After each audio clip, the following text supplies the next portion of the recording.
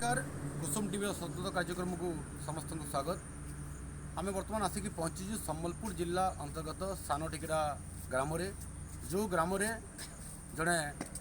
समाजसेवी ना वीरेंद्र प्रताप साहू। आप जाथे अनेक लोक जन्मदिन पालन करती किए केक काटे कि रेस्टोरेंट भोजी भात करे तो किए ढाबारे अन्य कार्यक्रम गुड़ा कै कि एमती जन व्यक्तित्व अच्छा जे कि निजक समाज सेवार उत्सर्गित कर जन्मदिन में संपूर्ण शरीर को दान कर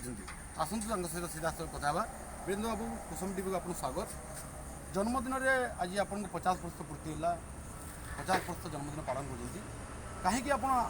भाविले जे शरीर दान कर बहुत दिन गोटे इच्छा थिला जे देखुली हमार जेन ऑर्गन मान अच्छे से छोट छोट जिनिस के लगी बहुत मृत्युवरण कर लगी शरीर में नुकसान हो मृत्यु पर जदि से किसी जनकर काम के आसीपारवा से मैंने जदि बंची पारे बोले मुझे बोधे गोटे भाग्यवान है मोर लगी बोली जड़े जीवन पाई पार्बा से भाविक शरीर के दान कर देखो आप अनेक गुड़ा लोक अच्छा जो मैंने कि जन्मदिन पालन करती विभिन्न आश्रम को जाती जन्मदिन पालन करती रेस्टोरेंट जाती केक काटती और विभिन्न धूमधाम से पालन करती किंतु आपण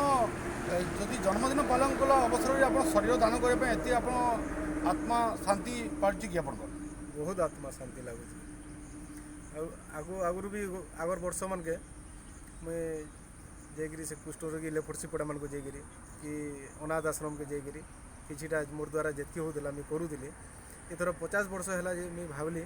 कि मोर शरीर के जब दान कर देमी और मोर मला पर भी किसी लोकर काम के आसवा बोले बहुत भल कामटे होगा भाविक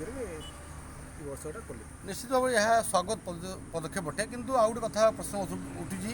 महामारी कोरोना समय सारा भारत वर्ष बंद थिला एवं सम्बलपुर जिले में कोरोनार काय विस्तार अनेक प्रभाव पड़ा से समय रास्ताघाट बंद सुनसान सब थिला से समय आपण लोक मान सेवा करने आप आगू आसुले मास्क सैनिटाइजर डेली बंटन विभिन्न आश्रम देखिए सेवा कम कर कहीं आप कले आप शांति मिले और से बाबद आप कौन कह तो घर लोग ना बाहर थे और सचेतन कार्यक्रम भी बहुत कम होता ना जानी पारे पहले गोटे इच्छाटे है ये सब जब कर लोकर सचेतन भी हेबा